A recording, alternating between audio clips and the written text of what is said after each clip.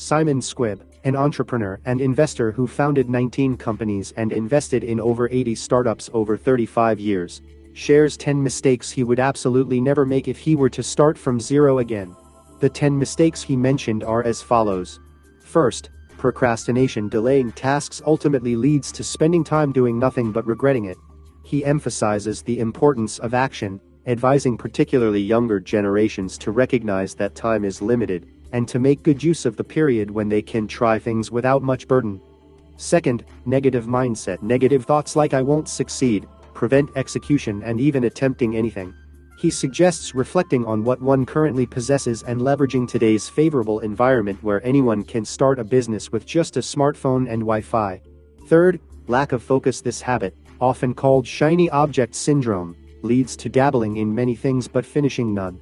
He stresses that a common trait among successful people is the ability to set one goal and pursue it with concentration until the end.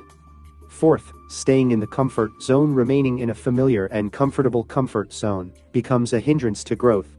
He advises that choosing and embracing discomfort can lead to greater opportunities, and one should not be confined by negative words heard since childhood, but rather create change oneself. Fifth, blaming others. Blaming others for why one's life isn't going well ultimately changes nothing. He states that practicing accountability for even small things can lead to behavioral changes. Sixth, wasting energy on irrelevant things. He warns against the habit of wasting time and energy on things unrelated to one's life that don't bring about practical change. Instead of spending most of one's time on simple consumption activities like news, sports, dramas, and social media, one should focus on intentional rest and activities that contribute to self-growth. Seventh, trying to go it alone. He firmly states that the self-made myth is a false belief, and no one succeeds alone. He advises against viewing asking for help as a weakness, and emphasizes the importance of forming a team to create synergy.